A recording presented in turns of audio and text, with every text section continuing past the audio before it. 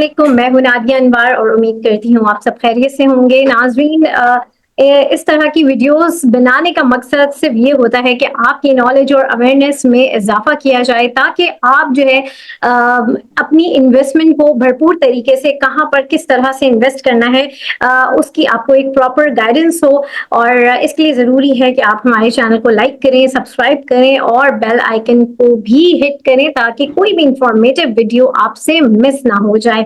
नाज़रीन, जैसे कि इस वक्त हमारे जो अगर हम अंदरूनी बात करें, जो पॉलिटिकल सिचुएशन चल रही है, ये भी एक बड़ा सवाल है कि क्या ये हुकूमत अपना टेन्योर पूरा करेगी, नहीं करेगी। और उसके साथ ही साथ जो है जो इंटरनेशनली जो चीज़ें चल रही हैं, वो भी काफ़ी जो है हमारी मार्केट को इफ़ेक्ट कर रहा है। तो ये सारी बातें हम करेंगे सर से।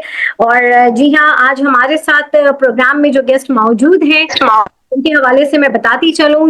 जी हाँ, वो यासिर महमूद सिक्योरिटीज़ के सीईओ हैं। जी हाँ, मैं बात कर रही हूँ डॉक्टर यासिर महमूद की। आज वो हमारे साथ सेशन में मौजूद हैं और उनसे हम ये सारी डिस्कशन करेंगे। और मेरे सवालात के साथ जो हमारे साथ पार्टिसिपेंट आज जो हमारे साथ मौजूद हैं, हम उनके भी सवालात लेंगे। तो चलो उन्हें वेलकम करते हैं। अस्सलाम वालेकुम सर।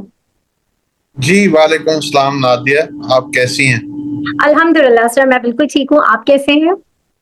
जी अल्लाह का बड़ा करम, शुक्रिया। सर, और thank you so much for your time.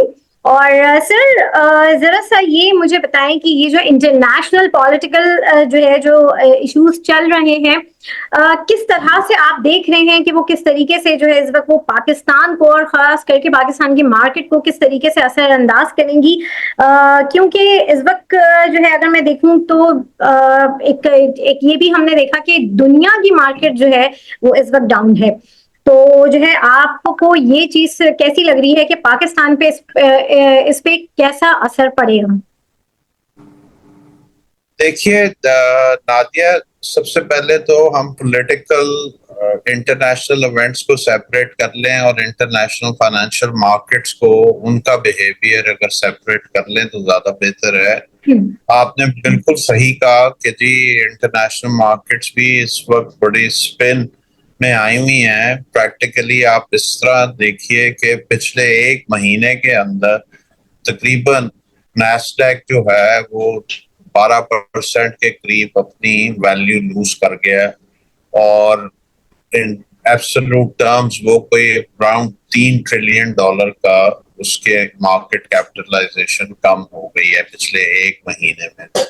उसका मेन रीजन एक ये है कि वहां पे बड़ा सिवियर क्रिटिसिज्म चल रहा है ऑन फेडरल रिजर्व के उन्होंने ये जो ईजिंग थी ऑफ इंटरेस्ट रेट्स ये लेट कर दी है, यानी they should have done it earlier.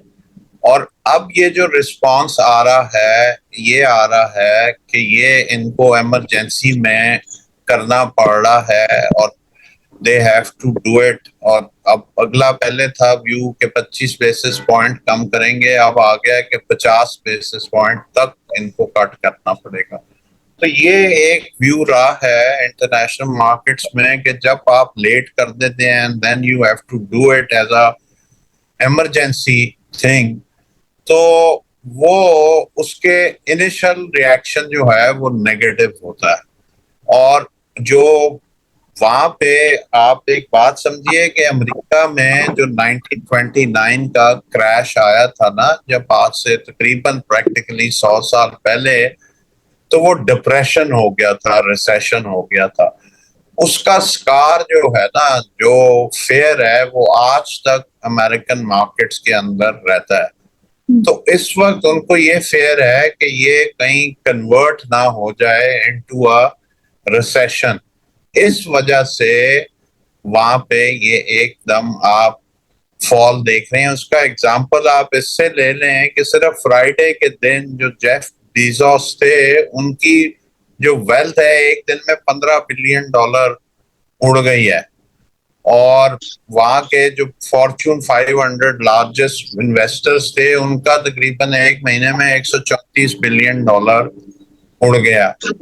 इसी तरह जो वॉरेन बफेट बड़े मशहूर हैं वर्ल्ड ओवर, और बर्कशायर हैथवे उनकी कंपनी है, उन्होंने अपनी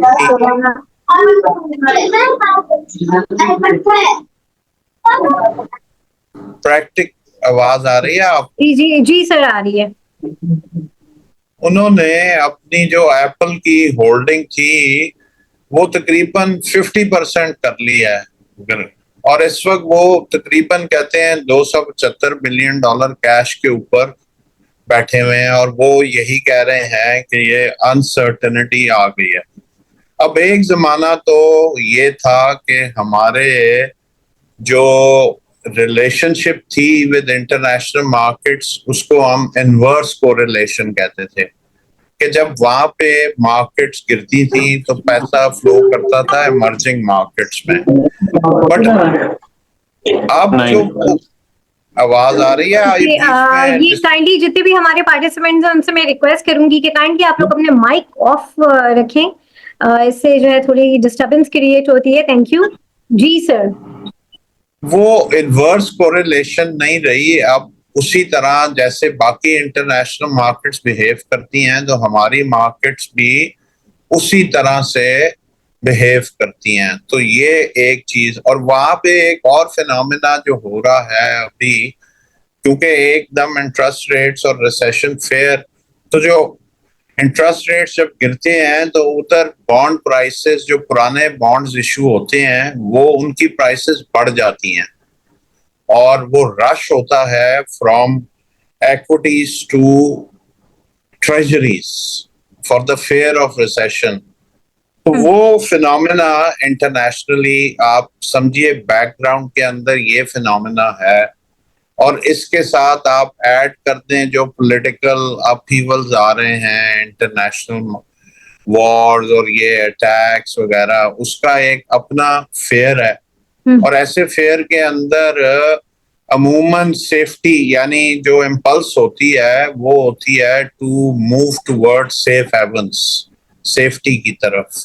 बट ये रिसेशन के फेयर्स इस वक्त जो हैं उसका ओवरहैंग हो रहा है, और हमारी मार्केट्स भी नेचुरली इंटरनेशनल मार्केट्स के साथ अब पूरी तरह से सिंक्ड इन हो गई हैं, तो उसका इम्पैक्ट हमारे मार्केट्स पे भी आता है। ये मैं समझ रहा हूँ कि इस वक्त फिनोमेना हो रहा है इधर। सही। तो सर अभी एक चीज हमने और देखी कि इस वक्त जब भी इस तरह से कोई इंटरनेशनली कोई वॉर सिचुएशन होती है, तो जो गोल्ड की प्राइसेस होती है वो बढ़ जाती हैं। लेकिन अभी हमने जो चीज देखी कि जो है ऑयल प्राइसेस और जो गोल्ड की कीमतें हैं वो एकदम से डाउन हुई हैं। तो ये क्या वजह है, ऐसा क्यों हुआ है? उसमें भी मैं यही समझता हूँ कि चाइना की अगर आप आउटपुट देखें ऑयल की, तो लास्ट 3 मंथ्स के अंदर उनकी ऑयल यूज जो है जो वो गिरी है, अप्रोक्सीमेटली 10% फॉल आया है इन देयर ऑयल कंजम्पशन। तो China is one of the largest consumer या ऑफ ऑयल, उसका फैक्टर भी बड़ा इम्पोर्टेंट है। ये फैक्टर भी हो सकता है कि ऑयल और दूसरी ये जो रिसेशन का फेयर है इट इज ओवर प्लेइंग, तो इस वजह से मतलब इसको आप कह लें जो अगेंस्ट नॉर्मल एक्सपेक्टेशन ये फिनोमेना हो रहा है कि वो प्राइसेस जैसे आपने कहा बढ़ नहीं रही, कम हो रही हैं। सही। अच्छा, यहाँ पर हमारे जितने भी पार्टिसिपेंट्स हैं, आपके कोई सवालात हैं तो आप अपने सवालात पूछ सकते हैं अपने हाथ रेस करके। जो भी आपके क्वेश्चन है, यहाँ पर हमारे साथ मौजूद है डॉक्टर यासिर महमूद साहब, और जो है उनके लिए कोई आपके सवालात हो तो आप जो है वो कर सकते हैं। चैट पे जो है अपना क्वेश्चन ना करें, डायरेक्टली करें। जी, यहाँ पर माजिद इफ्तिखार साहब, जी आप अपना सवाल कीजिए।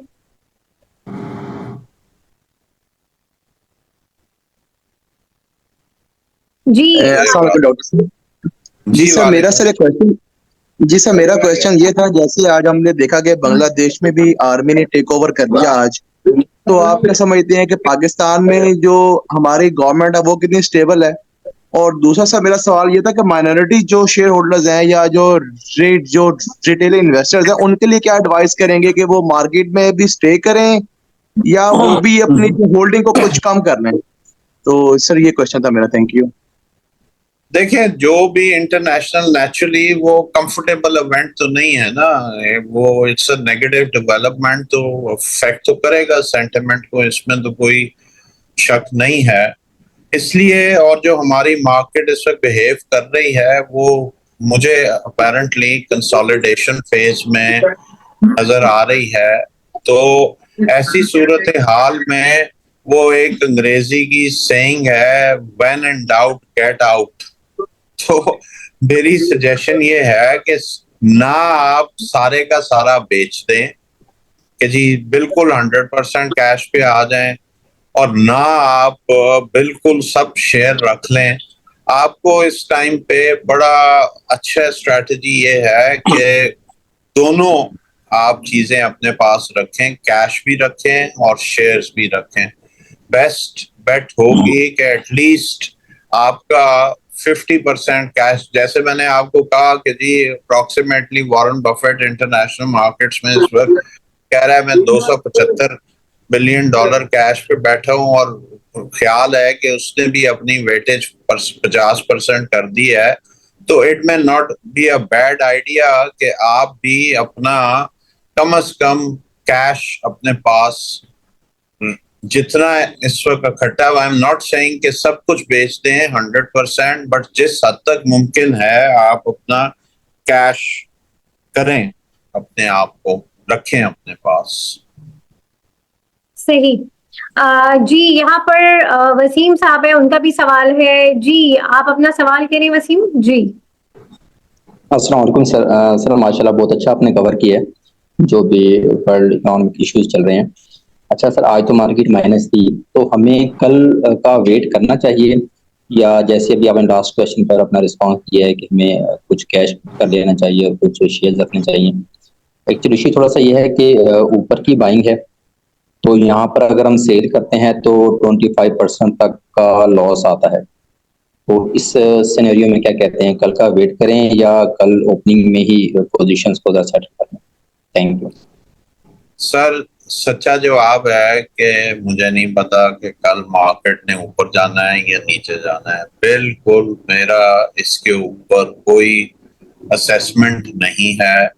जब एक चीज ध्यान रखें कि जब ये कंसोलिडेशन होती है मार्केट, एक होती है ट्रेंडिंग मार्केट, एक होती है ट्रेडिंग मार्केट। और ट्रेडिंग मार्केट के अंदर ये अंग्रेजी का लफ्ज है, उसको कहते हैं विप्स ऑफ मार्केट, कि वो ऊपर नीचे होती है। तो ऑनेस्टली सच्चा ऑनेस्ट आंसर है कि कल मार्केट का बिहेवियर क्या होगा, I can not answer that. Strategy यही समझ आती है कि ऐसी मार्केट के अंदर you must have cash with you. अगर आपका 100% पोर्टफोलियो शेयर्स में है तो मेरी रिकमेंडेशन होगी कि मिनिमम 20 से 25% तो आप उसको बेच के अपना कैश एक्यूमुलेट करें। और अगर आपका ऑलरेडी है कैश कंफर्टेबली है आपके पास, तो फिर you can wait and see also. ये समझ आती है भाई, इससे ज्यादा तो प्रिडिक्ट करना बड़ा डिफिकल्ट काम होता है कि जी कल का क्या बिहेवियर होगा मार्केट का, मुझे नहीं पता ऑनेस्टली। सही। ठीक है sir, thank you sir, thank you. Sir, कुछ इसी तरह का एक सवाल है, जैसे कि अभी जो सिचुएशन जैसे चल रही है मार्केट की, कि 2 दिन बिल्कुल मंदी होती है, लोग बड़ा जो है डाउन हो जाते हैं, सेलिंग करना शुरू कर देते हैं, फिर एकदम से 2 दिन के बाद जो है एकदम से तेजी वाली सूरत हाल आ जाती है। तो ये वाली सिचुएशन बड़ी कंफ्यूजिंग होती है इन्वेस्टर के लिए। तो इसमें क्या स्ट्रैटेजी होनी चाहिए इन्वेस्टर्स की, क्या उनको किस तरह से जो है मार्केट में इन रहना चाहिए?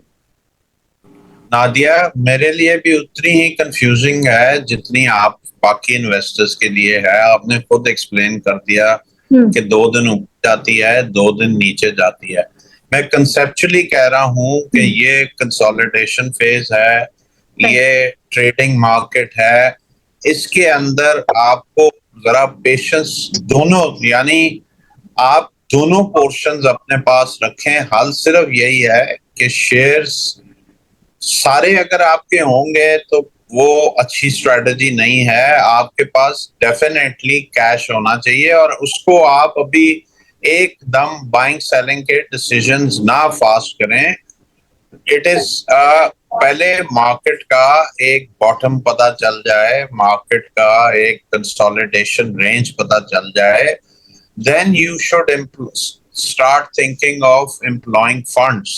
उससे पहले इस वक्त बेस्ट स्ट्रेटजी है कैश रखें, शेयर्स रखें और वेट करें पेशेंटली। सही, बिल्कुल। यहाँ पर तनवीर हुसैन साहब है, उनका सवाल है जी। आप अपना सवाल कीजिए सर, और बाकियों से मैं कहूंगी कि काइंडली अपने माइक्स ऑफ करें ताकि जो है डिस्टर्बेंस ना हो। जी जी, अस्सलाम वालेकुम साथी, आवाज आ रही? जी आ रही है। जी यार साहब, आपकी बिल्कुल सर मैंने सुना और आपकी स्ट्रेटजी बिल्कुल ठीक है, कुछ कैश पे आ जाए और कुछ अपना वो होल्डिंग पे ना। तो सर जो स्टॉक्स जो है अब आने वाले दिनों में कौन से सेक्टर जो है उनको आप बेहतर समझते हैं कि इन सेक्टर में एंट्री बनाई जा सकती है? और दूसरी चीज, जो स्टॉक सर अपनी कह लें कि बिल्कुल लोएस्ट प्राइस पे फिर रहे हैं, तो उनमें अगर बंदा एंट्री लेता है, it mean to some extend हम इसको सेफ समझते हैं कि वहां पे थोड़ी बहुत एंट्री बनाई जा सकती है ना। और सेक्टर्स कौन से फ्यूचर में आप देखते हैं कि जो परफॉर्म करेंगे? देखिए, मुझे पर्सनली जो सेक्टर अच्छा लगता है वो ऑयल एंड गैस अच्छा लगता है। और जैसे ये अगर रिजॉल्व होगा इश्यूज जो है सर्कुलर डेट का, तो it will be favourable for oil and gas sector. इसी तरह मुझे जो फास्ट मूविंग कंज्यूमर गुड्स हैं, जिसके अंदर आपके फूड कंपनीज आती हैं, जिसके अंदर आपका ये हेल्थ केयर स्टॉक्स हैं, वो अच्छा लगता है। ये तीसरा जो है बैंक्स जो हैं वो भी अच्छे लगते हैं। और जो इस वक्त आप बिहेवियर देख रहे हैं मार्केट का, तो वो एक यानी टॉप मोस्ट स्टॉक्स होते हैं, एक सेकंड टियर, थर्ड, जब ये जरा सी लास्ट टियर स्टॉक्स जिनको थर्ड टियर स्टॉक्स कहते हैं, उनके अंदर अगर मूवमेंट हो जाए तो that should be seen as a sign of a little worry. तो इस वक्त वो फिनोमेना हो रहा है कि आप अगर स्टॉक्स देखें तो वो जो थर्ड टियर स्टॉक्स हैं उसके अंदर वॉल्यूम जा रहा है, जबकि टॉप टियर स्टॉक्स जरा जरा से नीचे आ रहे हैं। तो इस वजह से कॉशियस रहना बहुत जरूरी। जी राइट सर, ठीक कह रहे हैं सर आप, वाकई ऐसे ही हो रहा है सर। जी, यहाँ पर माजिद इफ्तिखार, आपका दोबारा सवाल है जी। आप अपना सवाल कीजिए प्लीज। अच्छा सर, वो मेरा क्वेश्चन था कि जैसे पिछले दिनों न्यूज आ रही थी कि गवर्नमेंट का कोई प्लान है कि 4000 जो बिलियन रुपीस है उसको सर्कुलर डेट में क्लियर कर लिया जाएगा। एक अभी वो एक प्लान ही है।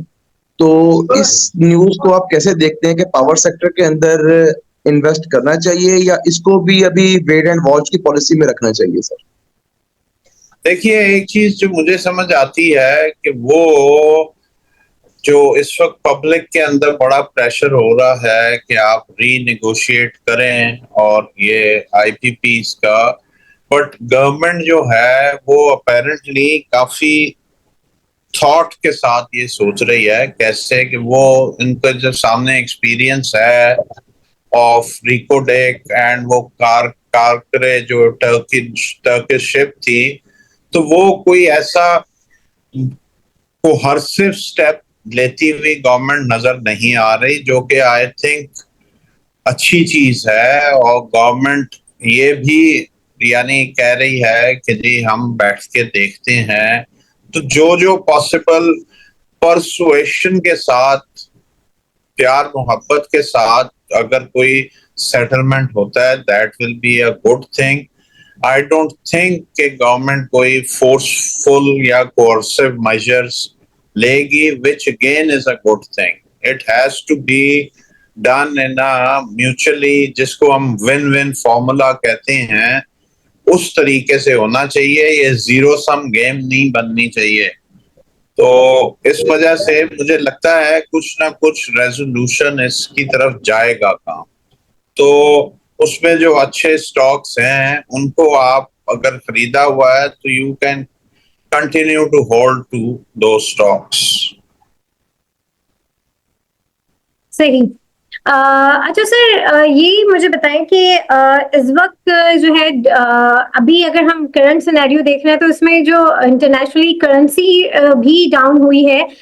लेकिन अगर मैं डॉलर की बात करूं, क्या ये एक जो इसके रेट हैं वो एक आर्टिफिशियल है इस वक्त, जो हमारे यहाँ जो डॉलर के रेट हैं वो इस वक्त आर्टिफिशियल है, या फिर जो है हमारे मुल्क में डॉलर है? थोड़ा सा इस हवाले से बताएं, आखिर क्या वजह है इसकी? मेरे नजदीक इस वक्त जो आपका डॉलर पाक रुपी है वो अपने फेयर वैल्यू पे है, और वो जो रेयर रेट होता है, रियल इफेक्टिव एक्सचेंज रेट, वो भी अराउंड 100 है। तो मैं यही समझता हूँ कि इस टाइम पे आपका एक्सचेंज रेट अपने रियलिस्टिक लेवल्स पे है, और इसमें कोई मैनिपुलेशन या आर्टिफिशियलनेस नजर नहीं आती मुझे। नेचुरल अपनी फोर्सेस पे खड़ा हुआ लग रहा है रुपया पाक पैरिटी, पाक रुपी डॉलर पैरिटी जो है। सही। अच्छा सर, यहाँ पर मैं ये पूछूंगी कि ये जो इकोनॉमी इंडिकेटर्स, आपको क्या लगता है कि क्या फॉरेन बाइंग जो है इस वक्त आएगी, और किस तरह से आप इसको देखते हैं? देखिए, ये पिछले एक साल के अंदर तो तकरीबन मेरा ख्याल है, if I am not wrong, 130-140 million dollar आया है। वो आफ्टर अ लैप्स ऑफ 4-5 साल वो इंजेक्शन हुई है। तो that is a vote of confidence of the foreign investors in your economy going forward. जब ये आईएमएफ की इंशाल्लाह हो जाती है, सेटलमेंट हमारी पूरी हो जाती है, तो उसका स्टेबलाइजिंग इन्फ्लुएंस होगा, which will be good for our market. सही। यहाँ पर जितने भी हमारे पार्टिसिपेंट हैं, अगर आप लोगों के कोई क्वेश्चंस हैं सर यासिर से, तो जो है वो आप लोग कर सकते हैं। अस्सलाम वालेकुम। जी वालेकुम सलाम। वालेकुम सलाम। यासिर साहब, मेरे पास जो है वो SNGP मेरे पोर्टफोलियो में पड़ा हुआ है। 50% ऑफ माई पोर्टफोलियो, 32 रुपीज की मेरी बाइंग है, 3-3.5 साल की। मुझे मुझे क्या करना चाहिए? क्या मुझे उसको किसी बैंक में कन्वर्ट कर लेना चाहिए? बैंक अल्फला मेरी एक चॉइस हो सकती है इस पॉइंट ऑफ व्यू से कि मुझे उसका फ्यूचर में भी अगले अगले 4-5 साल में उसको होल्ड कर लूं मजीद। तो मुझे क्या इसके वक्त करना चाहिए आपके ख्याल में? सर, ये बड़ा ट्रिकी क्वेश्चन है। मैं इसके ऊपर I would be guided by the ethics, और जो है उसके ऊपर आई वुड जो है ओनली से कि जी बैंक अल्फला के रिजल्ट्स बड़े अच्छे आए हैं। It's a good bank, good performance. सुई नॉर्दर्न के भी अभी प्रॉफिटेबिलिटी डिक्लेयर हुई है, डिविडेंड्स हुए हैं। तो आप इसमें इंस्टेड ऑफ सेइंग कि आप उसको बेच दें, या उसको आप बैलेंस अप्रोच रखें। सिर्फ एक चीज जो मैं आपकी थ्योरेटिकली करेक्शन या एडवाइस कर सकता हूं कि 50% in one stock is considered, in my opinion, too big a concentration. इतना concentrated एक स्टॉक में नहीं होना चाहिए। तो बेस्ट है कि जी जो ये पोर्टफोलियो मैनेज करते हैं, फॉरेन फंड्स हैं, पेंशन फंड्स हैं, म्यूचुअल फंड्स हैं, वो उनकी वेटेज जो कंसंट्रेशन अगर 15-20% किसी एक स्टॉक के अंदर हो जाए तो वो कंसंट्रेशन रिस्क कहलाता है। तो अगर आपका, आपने जैसे बताया, 50% एक स्टॉक के अंदर वेट है, तो वो मेरे नजदीक carries a lot of concentration risk. तो इसको मद्देनजर रखते हुए आपको अपना रिस्क डाइवर्सिफाई करना चाहिए into other good company stocks.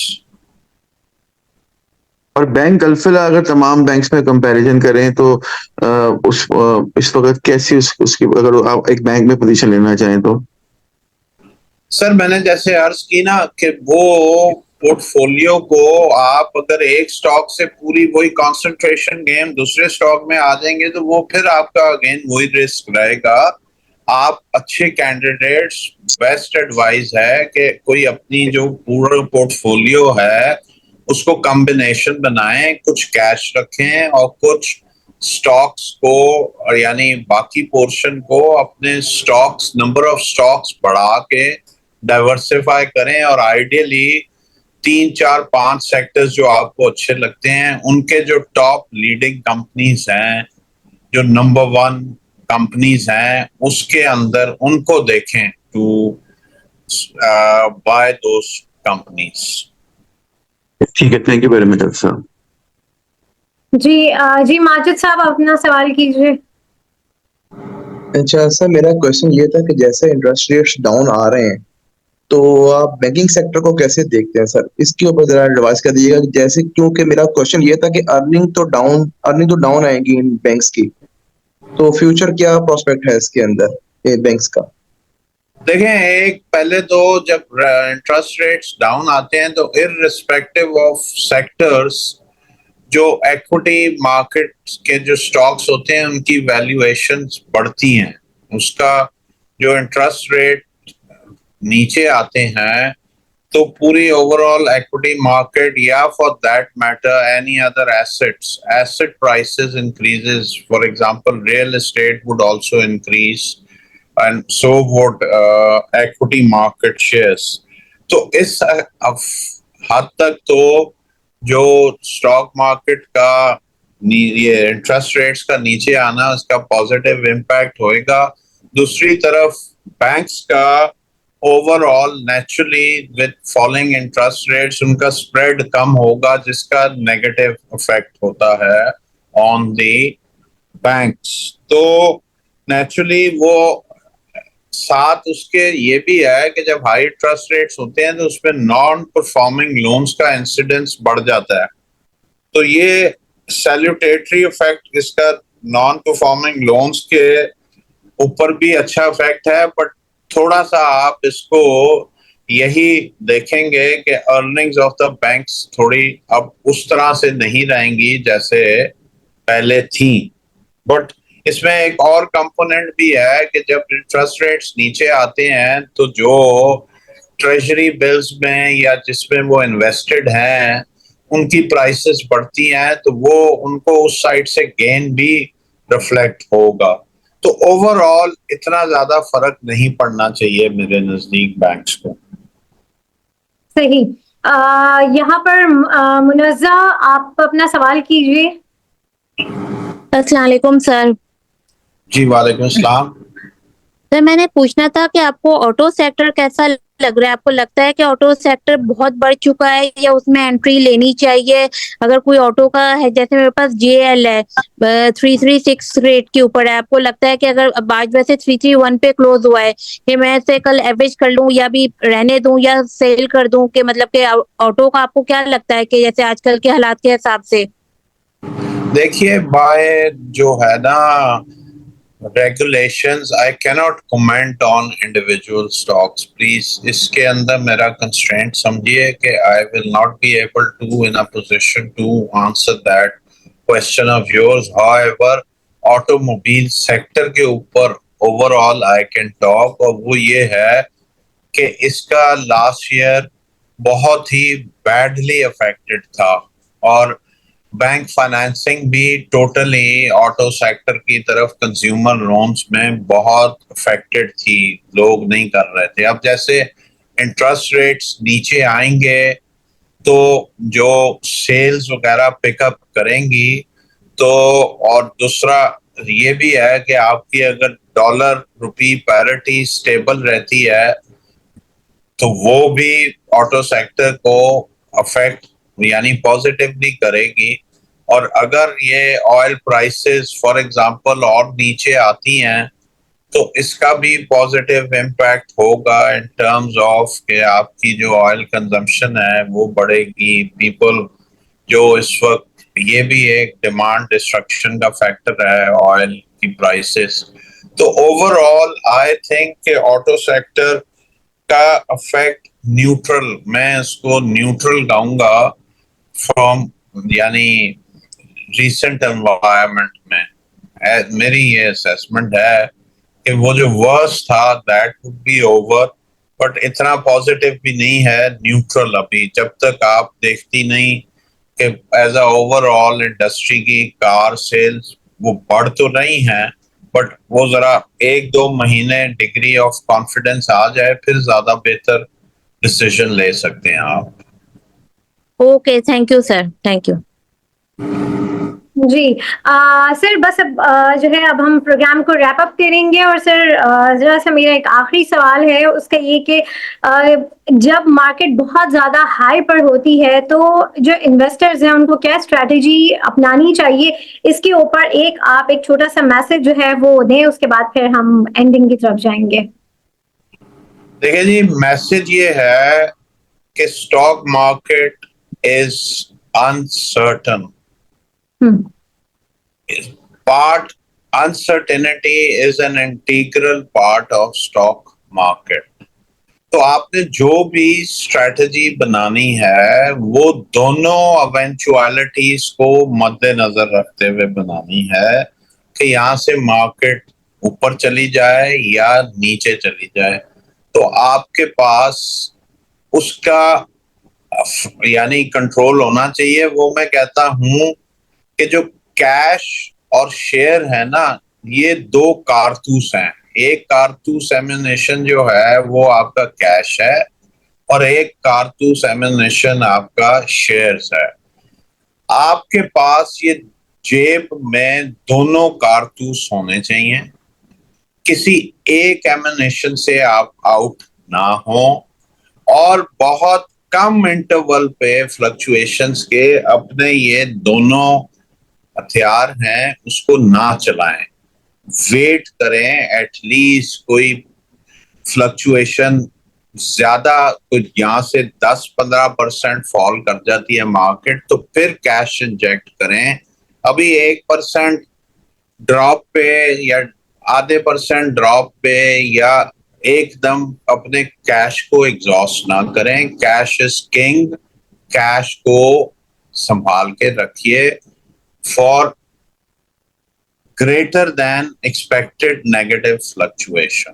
तो मेरा मैसेज यही होगा कि try to have a 50-50 weight, minimum 50% shares, 50% cash. Leverage को टोटली अवॉइड कीजिए। ये स्ट्रैटेजी है। किसी के पास कोई ये मींस नहीं होते हैं कि वो शॉर्ट रन के अंदर मार्केट को प्रिडिक्ट कर सके। तो वो लिमिटेशंस मैं कहता हूँ जब मुझे नहीं पता तो जो छोटे इन्वेस्टर्स हैं, how can they B so sure कि ये मार्केट ने यहाँ से अभी कितना नीचे जाना है या कितना एकदम रिवर्स हो जाना है। ये फायदा नहीं है इसको इस तरह से देखने का।